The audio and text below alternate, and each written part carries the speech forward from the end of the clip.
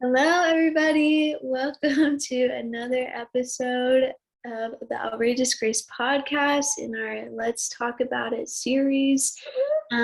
Today, we are going to be talking about self-doubt and insecurity. I feel like this is something that we all struggle with, probably all the time, to some extent, and it's just overwhelming. And I feel like with the way that the world is right now with media and everything, it's just a little bit of an overwhelming conundrum that we all face. So we want to talk about it and what things maybe can cause it, what things can trigger it or make it bigger, and then how maybe we can handle it in a more healthy way. So that's what we're talking about today, and we're excited. Yeah, well, and we were talking about this just before we pushed record, but personally, I this week have gone through some pretty big stressors as far as doubt and feeling insecure and wondering where I fit in God's bigger plan, in my friend's plan, in my community, and had a couple of those days where I'm like, holy smokes, this sucks, and just feeling discouraged and overwhelmed by stuff. So, friends, I want you to know you are not alone. Literally, like you said, Ty, we are all going through this constantly. Guys, girls, teenagers, adults, women, I just don't think it's an isolated thing. So super important. And I'm coming from a fresh perspective this week because I was like, oh, does anyone love me? Do I have friends? I know it's so dumb, but don't we all wrestle? Yeah, I had a conversation with my 14-year-old that I'm having with myself the day before. So it's so interesting that we all feel like we're alone in that, and how we literally are all having the same internal conversation. So yeah. No, it's very real. Like everybody personifies like this confidence or this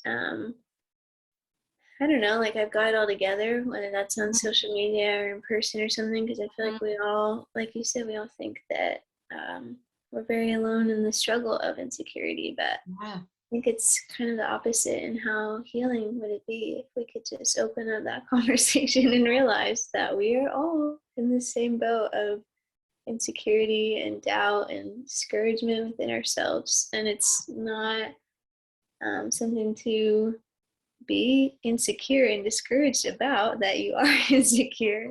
It's very normal. So be secure insecurity. I know, I think we are. But I hope that this conversation can help you feel less alone in that.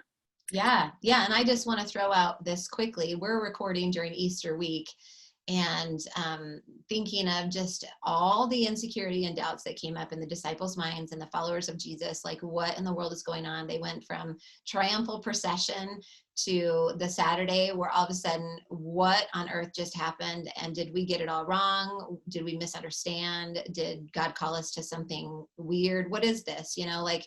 That is a very biblical perspective. And so that's the awesome thing, is we get to dig into God's word and say, what does that even look like then? It's clearly very real across the centuries, and the disciples had the same thing. So we're in good company, people. We're in good company. Let's just hammer this out and see what God has for us, and how we can kind of walk through these very real, very often, in some cases, scenarios.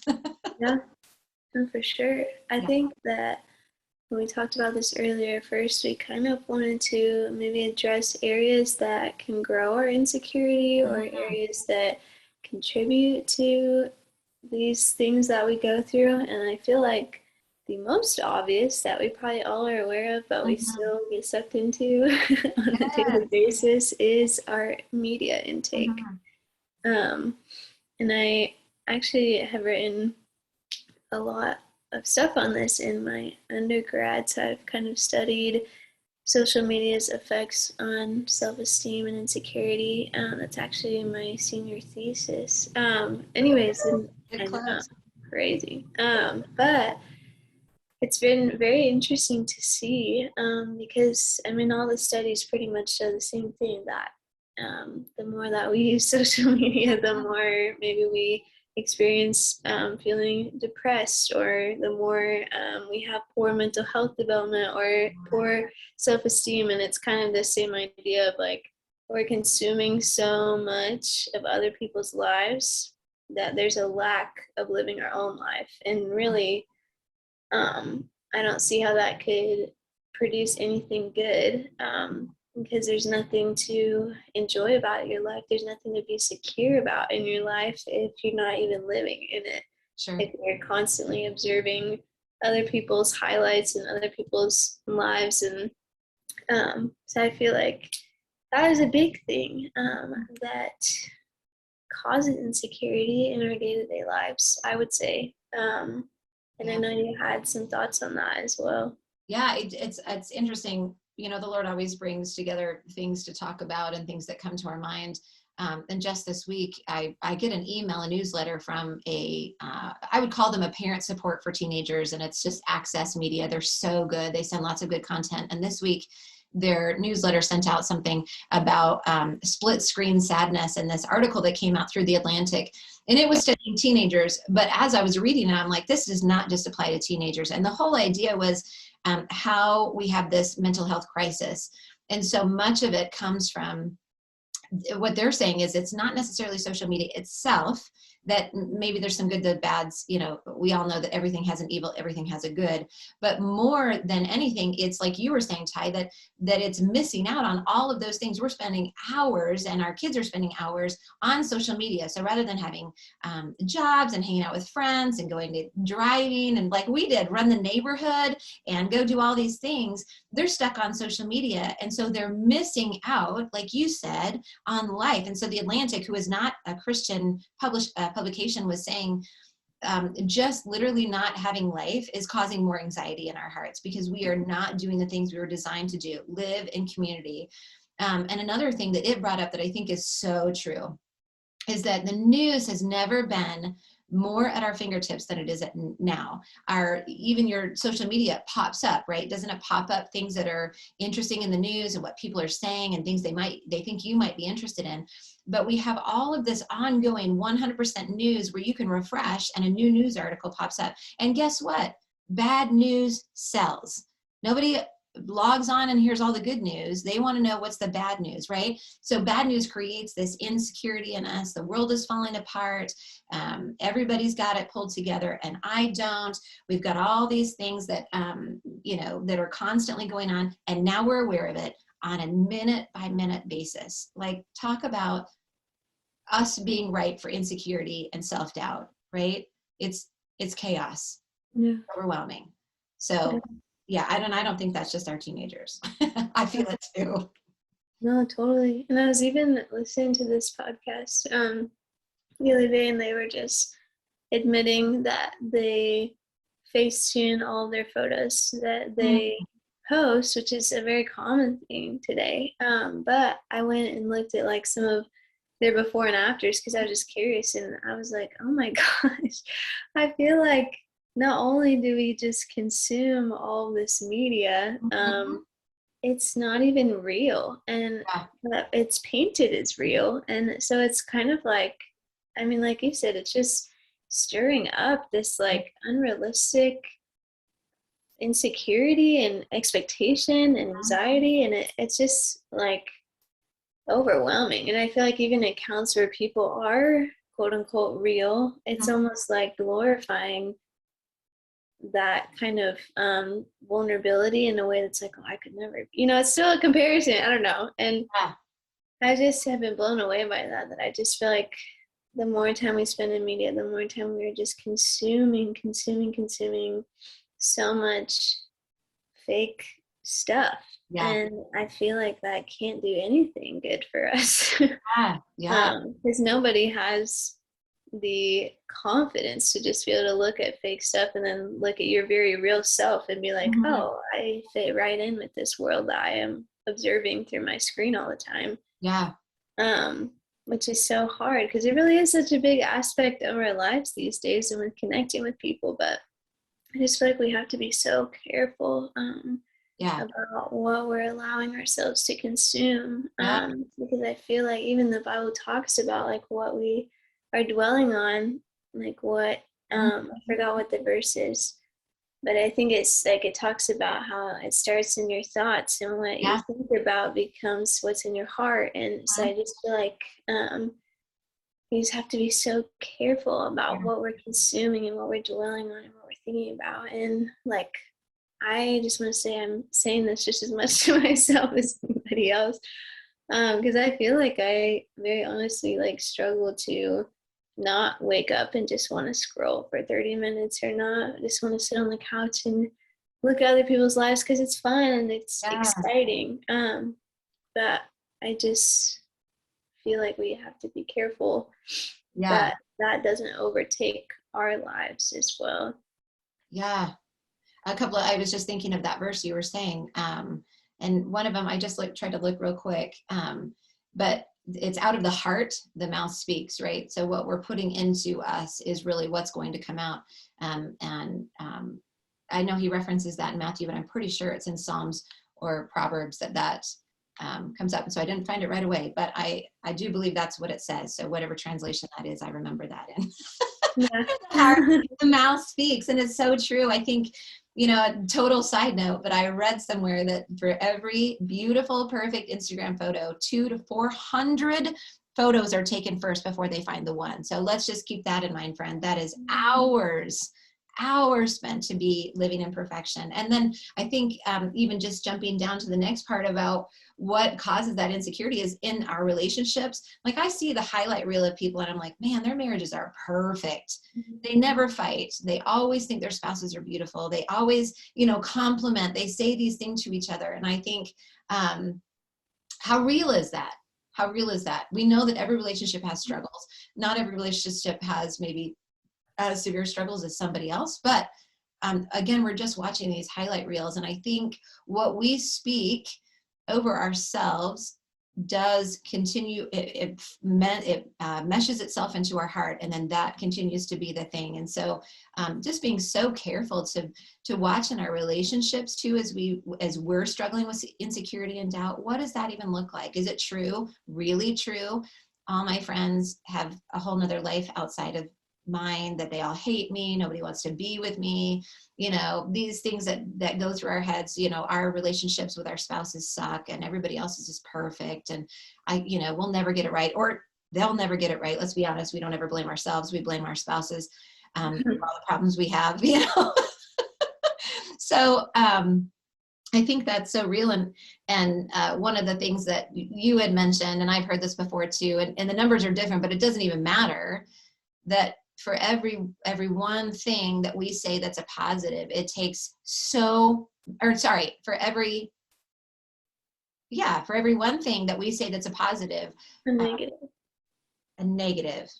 Yes. Oh my gosh. Sorry. Okay. I'm thinking and talking. Don't do that.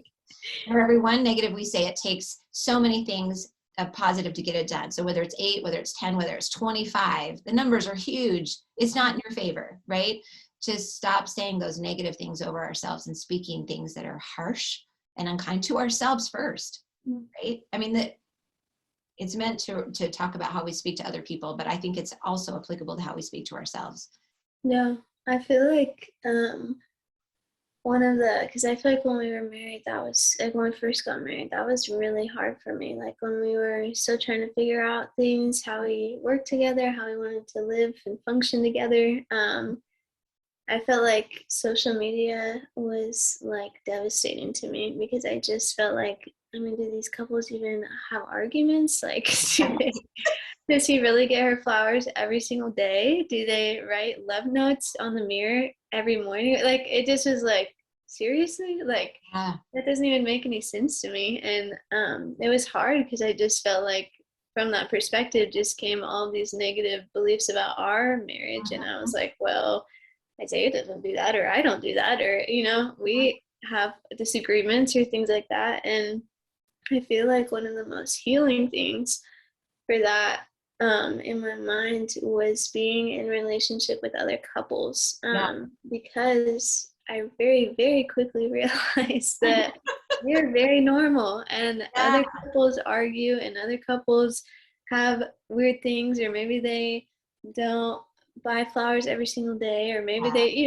whatever. And I feel like just being in community with other people in our season of life Yeah. was so healing, because I got to see them through real life lens, not a social media lens. Mhm. And I don't know, that I feel like that just brought me out of my funk so quickly, because I got so caught up in this fake world, like I Yeah. just said, and I assumed that that was real, and I was comparing my real life to something that wasn't real. And I Yep. feel like being exposed to more real was what helped me get out of that funk, Yeah. because then I realized, okay, this is real life, and what I'm seeing on social media is not the whole picture. Which So I knew, but it's just hard when you just see it all the time. But yeah. I think relationships are so important. They are. When you girls were little, one of the things I read over and over in every parent book, every blog I read, and I didn't listen to a lot of podcasts because that wasn't a thing really back then. So, but one of the things that I heard a ton was just, if you really want to see improvement in your children's behavior, is you don't harp on the negative, you compliment the positive.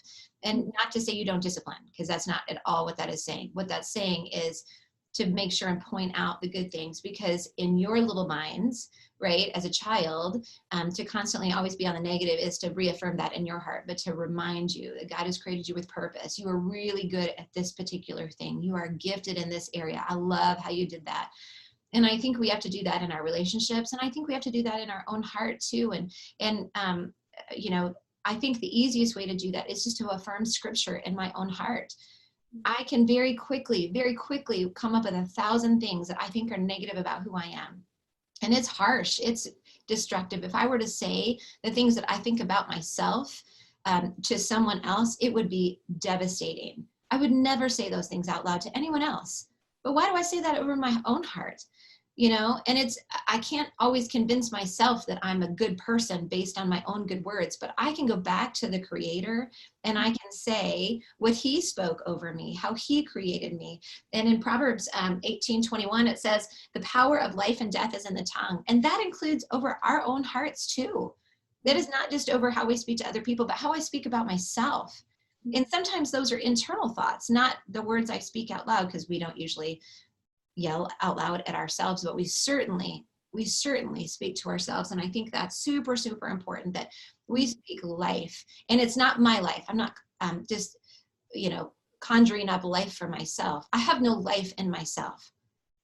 But the life that's spoken over me is the life that's given from my Creator, who lovingly crafted me, who has given me gifts and talents to be used to glorify Him, who has created in me both my passion and my rise to do something, my desire for justice, all of these things. Those are good things. They certainly some can be negative, but God has created these beautiful, beautiful things in us.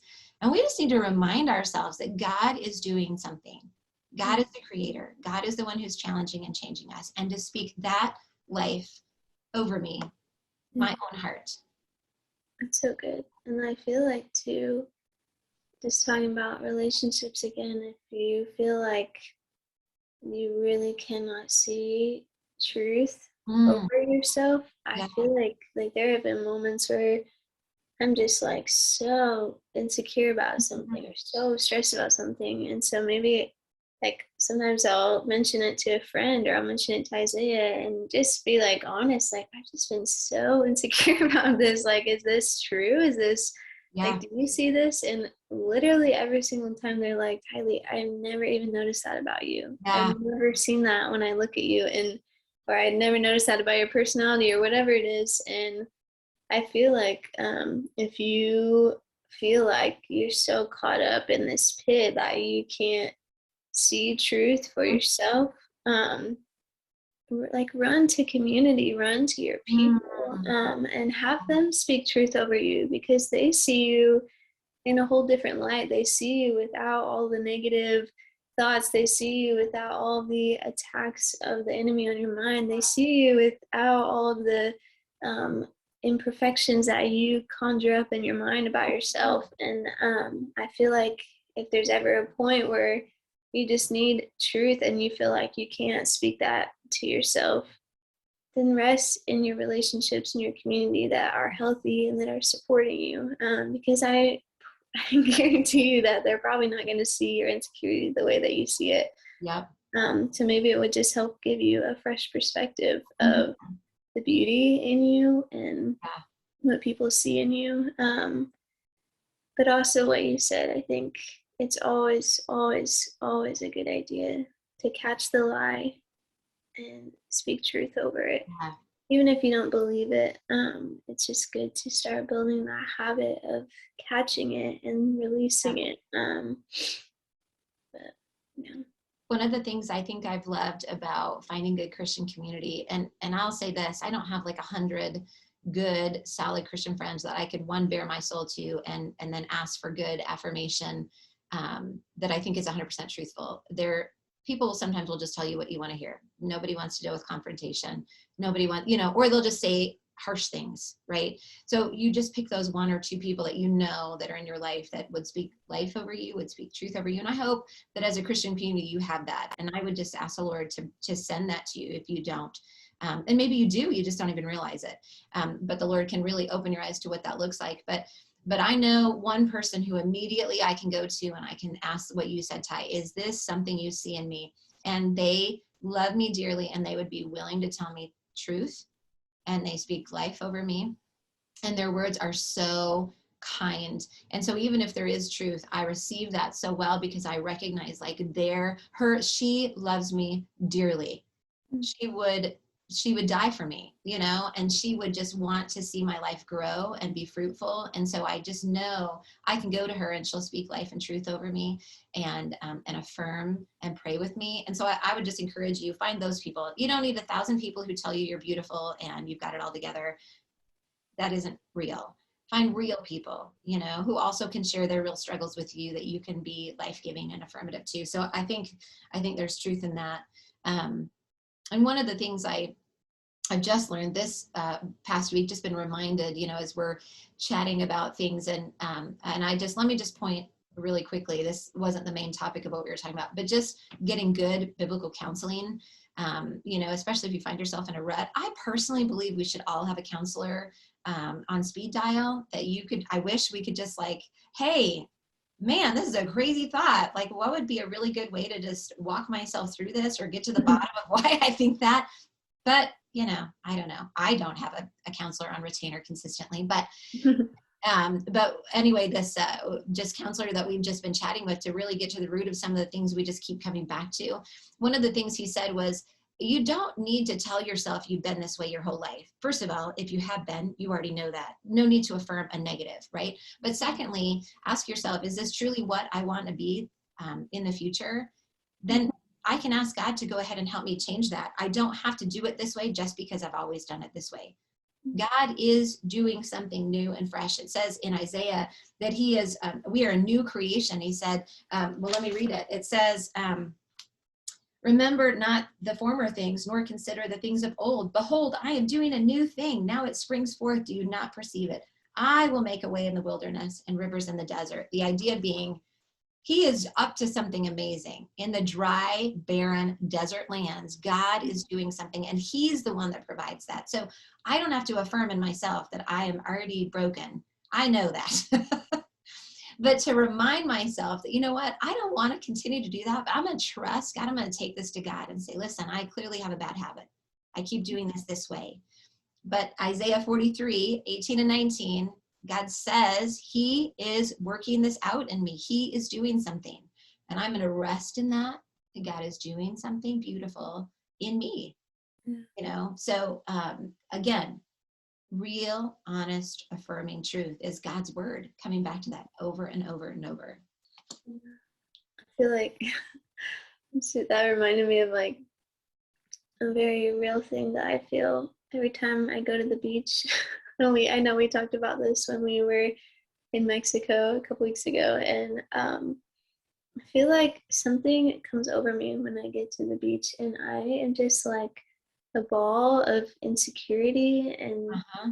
like self-doubt. Literally, like guys, it just is all consuming being surrounded by Yeah. women that are naked and I'm naked, and it's just like it's like when you meet comparison Yeah. face to face, like I just feel like that is the most intense Yep. form that I ever feel insecurity ever. And especially once me and Isaiah were together, I just feel like it's just like 1,000 times more because now I'm like, oh my gosh, all these, it's dumb. Anyways, but I remember that in Mexico in the first couple of days, I was just like consumed by it. And I was like, I cannot have fun. This is just like unenjoyable. I don't want to Mm. look.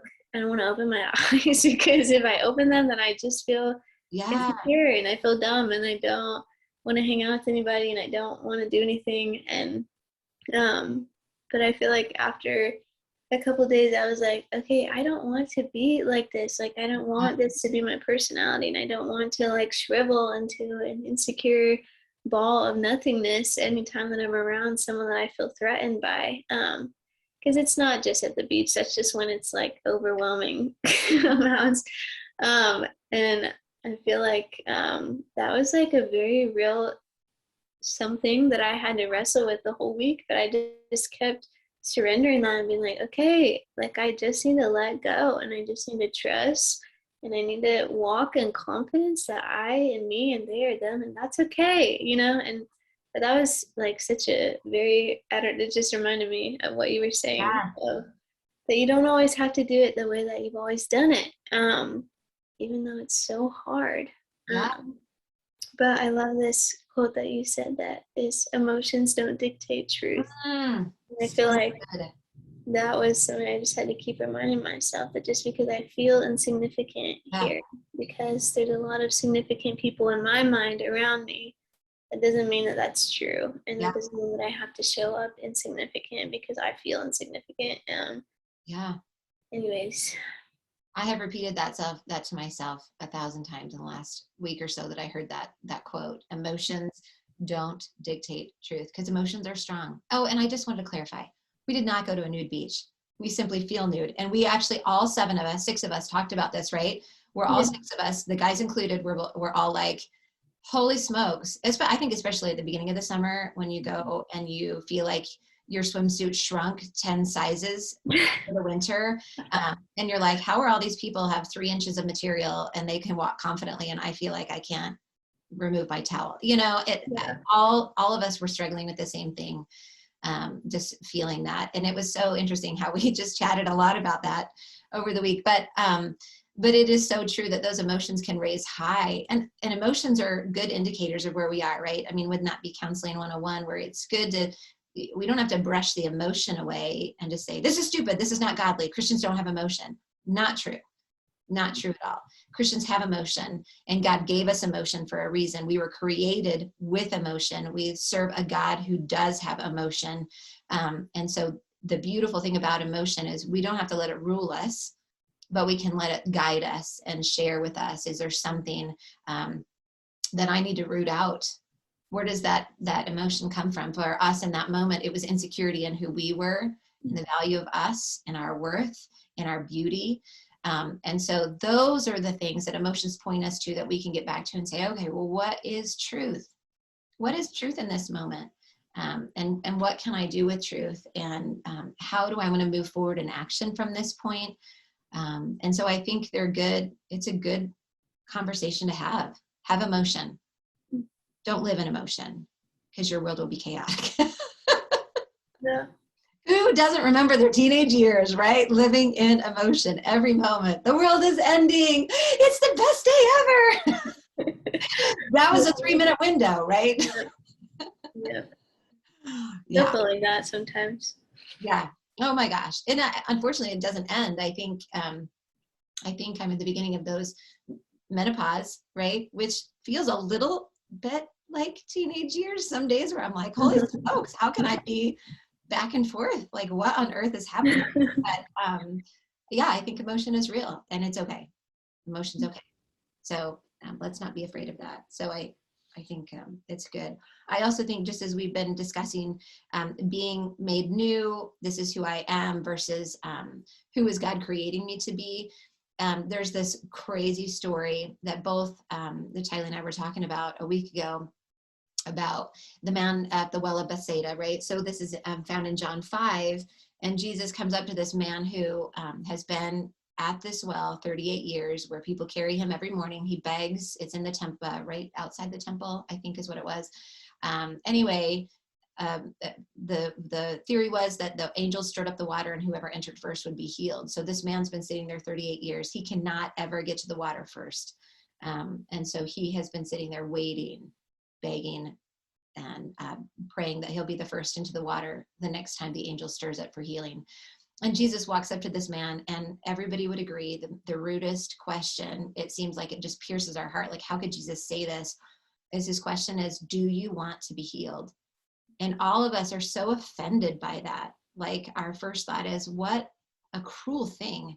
Who would ever want to stay sick? Who would ever want to stay lame, right? But just as I was hearing this sermon, I had to really think about my own heart. And he has so many good questions. And he was saying, the hard thing is, if I were to think in my life, if Jesus came up to me in certain areas of my life and says, do you want to be healed? There's a part of me that would say, I don't know, because this is part of who I am. This is what I've always thought. This is how I've behaved. And if I don't do that, will so-and-so love me? Will it work out this way? Will I have to admit this? Will I leave these friends? Whatever the case may be, it's a tough one. And for me, I'm arrogant. I struggle so much with pride. It's so bad. And some days I'm just like, God, I'm so tired of this. But when Jesus comes and he says, do you want to be made well? I don't know. Am I going to have to say I'm wrong more often? Am I going to have to be humbled? Am I going to have to go back to people and apologize for how I behaved? Maybe I won't always be right. Maybe I won't be right in my own eyes. You know, how many of those things am I going to have to go back through? And how many things will I have to surrender in and not have my will, but God's will? Honestly, I have to just be 100% truthful. There are times when I'm like, Jesus, I don't know. I don't know if I want to be made well. But my friends, here's the greatest part about this story is he doesn't even tell the guy he gets the answer wrong, because the guy blames. He instantly blames, well, I can never get in the water. Everybody else goes. No one carries me to the water. It's not my fault, right? Been there, done that. I resort to blame a lot when I have my little spots poked. And Jesus says, get up, take your mat and walk. Like, he gives him this opportunity to walk in healing. And it still takes that step of faith. But Jesus didn't even care that he got all the answers wrong. I think that's so beautiful. It's so beautiful that he's like, here's an opportunity for you to walk, you know. And so he did have to take his mat. He wasn't coming back, friends. He was not coming back to beg at the well. He was going to be made well. So there's that. Oh, that's so good. I feel like it's just such a good reminder that you don't always have to be who you've always been. And Yeah. if there are things that you just really have wrestled with and have been insecure about and have struggled with, like, those don't have to be defining for you forever. And I don't know about you guys, but that's so encouraging that I don't have to be those things. Those don't have to, they don't characterize me. They don't have to be something that I always exemplify. Yeah. Yeah. They make you new. It's so true. And if I could just share this point about Brett too, and I know he would love for me to share this because it's something he talks about often, is in the middle of addiction. There were times when I know the Lord was asking him, do you want to be made well? And he just simply said, no, I'm not interested. I'll lose all my friends. My whole life will look different. All the things that were important and valuable to me will no longer be important or valuable, or they'll be taken away, right? And now looking back from the other side, when he finally said, yes, I want to be made well, from the other side, none of those things had value. None of them. Those friendships weren't even real friendships that he was worried about losing. Not one of those people has ever been concerned with where Brett was doing or what his safety was or any of that. And looking back, it's like a bunch of dangerous people being with dangerous people, you know? So what God is removing you from, those things that we hold so tightly to, and we think are our identity, and we think that they hold value to us. God's saying it isn't a value. And let me just show you the better plan I have and the beauty that comes from you releasing that. And let me just show you how insignificant those things were and the good I truly have for you. Yeah. I feel like that happened in my life too when I came to college, and I slowly but surely I had to let go of everything from my high school life and all my friendships and all my relationships. I just remember that being so heartbreaking because I love them so dearly, and still to this day, like, I think about them all the time. Yeah, but the irony is, like, I let go of that world, and I feel like vice versa. Like, it wasn't like this, like, I just had to ignore all of their calls and all their stuff. It was like once I let go, they let go too. And it was kind of like this realization to me that things that I was clinging on so much that were hurting me and hurting my identity and hurting my relationship with the Lord, they weren't even, I don't know what the word is. They weren't even as deep or as, I don't know. They weren't as deep as I thought that it was. And it was a weird realization. But I feel like sometimes there are things that we have to let go of to move forward. And sometimes that's relationships, and sometimes it's friendships, and sometimes it's situations or areas that we're in, or organizations, or whatever it is. But I promise you that letting them go, if the Lord asks you to let something go, to get up and walk away, it's going to be worth it, because He's bringing you to healing. He's bringing you closer to Him. But that can be tricky at the time. And I just want to point this out, total side note, is the enemy wants to use these things later in life too, right, Ty? Like, there are times it comes back and you mourn the loss of certain things, certain people, certain seasons. And if it was sin, I just want you to know that you can continue to ask the Lord, show me the truth about this situation so that I do not mourn something that was sinful. And in my own personal walk, so if you haven't heard my story, you can go back. I've done a podcast about this where I've been very open about it. But when Brett and I were separated and divorced, that was me. That was all on me. There were a lot of things that came up before that definitely my heart was in a terrible place, and God could have done something, but I made decisions. I was going to leave, but just prior to leaving began an emotional affair. And so through this season of the next couple of years with separation, divorce, and this emotional affair that then became an actual affair, all of the stuff that's going on, there were like things that happened that would have been fun, that would be, you can look at people that you met and be like, oh, that was a good relationship or whatever. For me personally, in that season, that was a season where I was walking in self, where I was walking in sin, where I was actively practicing sin. Okay. And so when I look back, the Lord has redeemed me. He has forgiven me. He has made all things beautiful. But there are times when memory will come to mind, and it might be easy for me to look and to say, I miss that. I miss that person. I miss this thing, or that was beautiful in this moment. And I constantly ask the Lord, remind me, that was not beautiful. That was not beautiful. And I feel so bad for the people who are in the middle of that situation, but that was a terrible time where I'm just asking the Lord, remind me that I was walking in sin. And so all of the things that were in the middle of that were tainted by sin, because that's where my heart was. And so to look back and to mourn that is to mourn where I was in that season. And I do not want to be a part of that ever again. I want to look back at it and mourn that for real, for what it was. And to be able to walk forward in the truth that God has given me. So to be able to say goodbye is what I'm saying. Say goodbye to that season in all reality and truth. And so not everybody is walking in a whole season of sin. I'm definitely not saying that, Ty, when you said goodbye to those friends, that was a season of sin. What I'm saying is, for me, in that moment, I have to look at reality. And I think that's where we have to be careful, is just look at the reality of the things we said goodbye to. If there were beautiful moments and the Lord has allowed us to keep those, then keep that.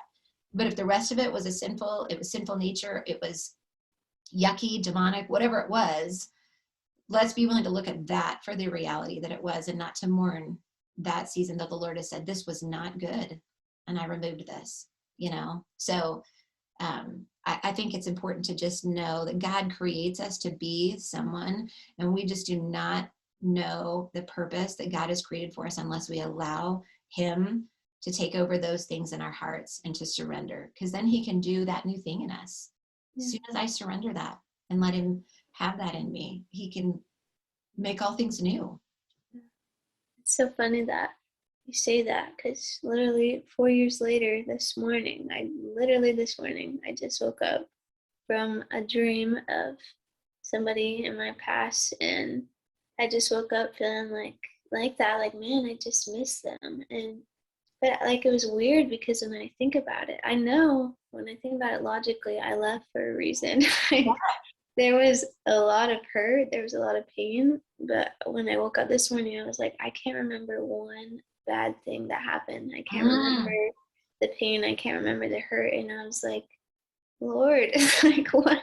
Why do I only remember the good things? Because it's so hard to continue to move in that healing direction when you don't even remember why you started it. So I feel like that's so good. Just asking the Lord to show you what was the reality of that, because for some reason I can only seem to see one side at a time. So I don't know. Yeah, it's a hard thing.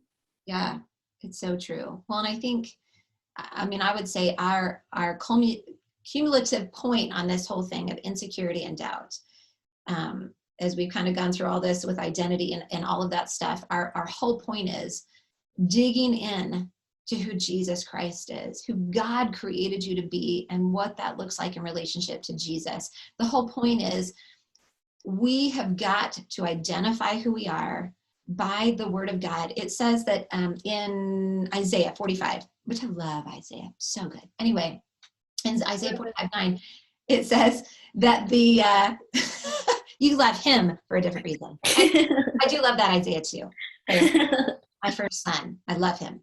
Anyway, in Isaiah 45:9, though, it says that as the potter, or as the clay, we cannot tell the potter how he should make us, right? To add a spout, add a handle, to do this with us, to use us for this purpose. We are created, the creator, the potter created us for his purpose. And how ridiculous, I think of that all the time. How ridiculous would it be for a pot to tell the creator what his intended purpose was? That isn't it. So we're not molding God to our standard. We're asking him to mold us to his standard, to what he is doing in us, to the purpose he created. And so the idea being, we can only have our thoughts changed so that we can walk in unison with what the potter has created us for, with time in the word, we spend time with prayer, just remembering the truth about who God created us to be. And that's what this all boils down to. Friends, we're not capable. I am not capable of changing my own heart and mind. I'm just not. This week proves it. I cannot just keep my heart and mind in the right place. Like you woke up. Did you do that intentionally? You woke up with a thought. It just happens. And that's why we saturate our very hearts and minds, so that when the heart is filled with something, that the mouth speaks. When my heart is filled with God's presence and his very word, and I'm digging deep, then this is what my mouth speaks. I'm able to combat those things that come to mind. I'm able to see the truth in those situations so much faster when I'm saturating myself, when I'm drinking this in. This is what I'm filled with. Oh. That's so good. Yes. I'm just taken in by his word in this moment. I'm reminded in this moment. So good. So good. I feel like I saw this quote, or this person posted on social media. It can be good. She said, I'm trying to find the balance between caring for myself and dying to myself. And it was such a good thought. And it just reminded me of what you were saying. But I feel like dying to ourselves is really just surrendering Mm, all that we are to our creator, and just giving that up for him to use, for him to love on, for him to beautify. And um, I feel like in our world today, self-care is so big, and not that it's a yeah. bad thing, but it definitely obviously emphasizes my needs and what I need and who I am. And I feel like sometimes it can lead us to a very self-focused Yeah. journey, where we forget our identity isn't in anything that we can do for ourselves, but Mhm. our identity is in Jesus. And so the more that we die to Yeah. ourselves,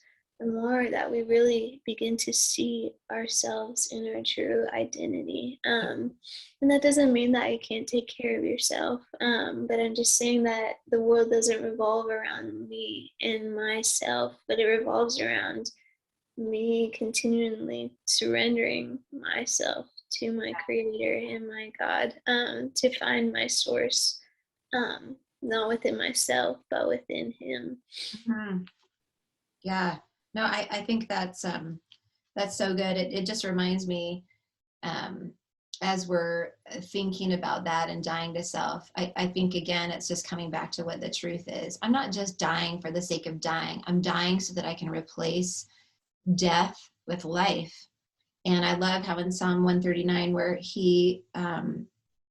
in this Psalm of David, where he's just reminding himself of the truth of God's creation, and that's him. That he was, that he cannot be away from where God is, because God is everywhere. That God knows all the things that are on his tongue. He goes before, behind, above, below. He's with him. He understands it. He this whole thing, he was created in his mother's womb, that God knows the very parts and pieces. I mean, that's affirming dying to self in the right way. Dying to self can be just taken as like self-flagellation, right? Like, I will beat the tar out of myself in order for God to love me more. There's nothing remotely close to that in dying to self. It's simply reminding us who we are. I am not created to serve Marcee. I serve Marcee so easy. I am one person who does not need more self-care, because I first and foremost look out for myself in everything I do. And the truth, I was trying to do something nice for somebody the other day, and I stopped to think for 1 second, is there anything in me right now who is serving self? And you know what? There were so many parts that were serving self. Now, I still did a nice thing for a person because it's the right thing to do, serve. What I'm saying is, we serve self. I wanted to be noticed. I wanted to be affirmed. I wanted them to know how much I cared about them. And again, there are goods and there are bads and all of this stuff. We just have to recognize I serve myself first all the time. When my girls were little, and Tylee, you can attest to this, who ate the candy that was left over? I did, because I didn't want you guys to have it, and I can't imagine throwing things away. So I did it first. The truth is, I wanted it bad, and I didn't want to go without, right? So while I was like, yeah, let me serve I'll take one for the team. I'll just finish all this up so nobody else gets sick and, has to have too much sugar. Yeah, it was all about me, friends. That's the thing. Dying to self does not mean self-flagellation. Dying to self means reminding myself that he alone is the creator, and I do not have to serve myself. I can serve this one who has made me, who has knit me together, who made me fearfully and wonderfully for his very purpose. You read that whole chapter 139. There's not one day that goes by that he doesn't have thoughts of you, so much so that the grains of sand are more, or there's more thoughts about you than the grains of sand. He loves you. I want to die to myself so I can recognize this love, because I can either be filled with God's love or my love for myself. I can't be filled with both. No, that's so I'm on good. a soapbox today. Woo! No, it's so true. And I feel like anytime that we try to find love within ourselves, it just falls short, because we just don't have the capacity to render our own identity within ourselves, because it's not our job, it's our creator's job to give us our identity, to affirm our identity, to speak our identity, to Mhm. create our identity. That's what he does. And through that, I feel like my insecurities like just fall by the wayside when I die to myself, because usually when I die to myself, I'm not as focused on myself and I'm Yeah. not thinking about all my insecurities as much, because now I'm focused on other things, on bigger things, on eternity, on Jesus, on my Yeah. identity for real, or on my purpose or things that I'm doing. And I don't think it's ironic at all that the more that I die to myself, the less that I even care Yeah. about the Mhm. things that I see as flaws.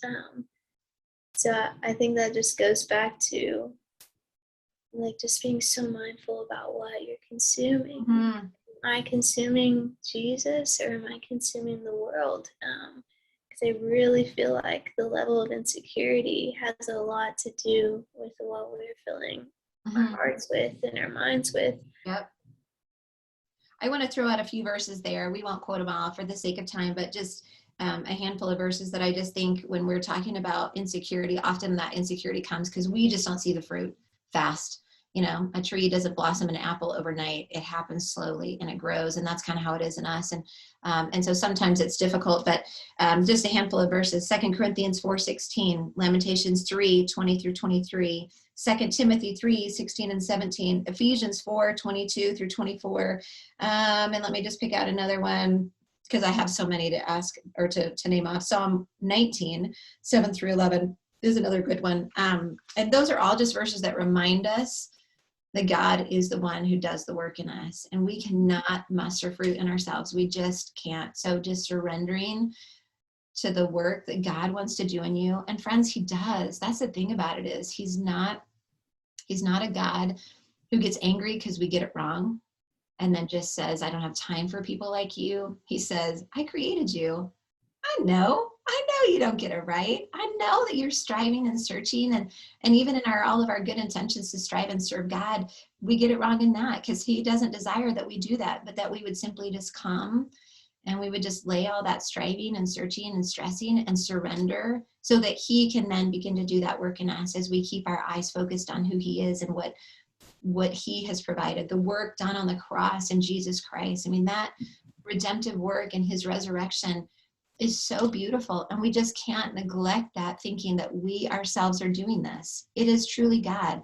The insecurity and the self-doubt is because we focus on us. Like you said, Ty, 100% of that is wiped away as we continue to work as we continue to look at Jesus and what he's done, instead of working that out in our own selves. It's just that constant surrender, a constant surrender. So good. Um, Go ahead. I will put all these verses on our social media after this episode is released, so that you can have these treasures to be able to read and speak over yourself as well. Yeah, that's so good. And in closing, can I just read this quote? Yes, please do.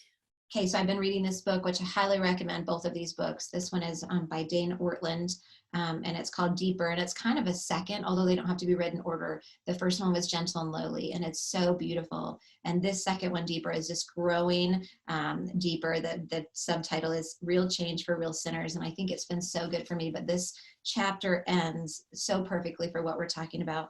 He's just talking about the value of prayer and scripture, and he refers to it as breathing. So this is the summary at the end of his chapter here. He said, you wouldn't go through life holding your breath. So don't go through life without Bible reading and praying. Let your soul breathe. Oxygenate, oxygenate, I can't even say the word. I don't know the word. Oh my gosh, I'm looking at it now for whatever reason, my brain.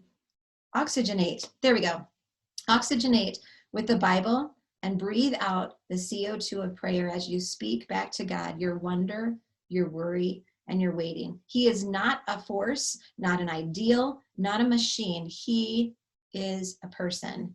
So keep open the channel between your life and heaven itself through Bible and prayer. And as you do, you will grow.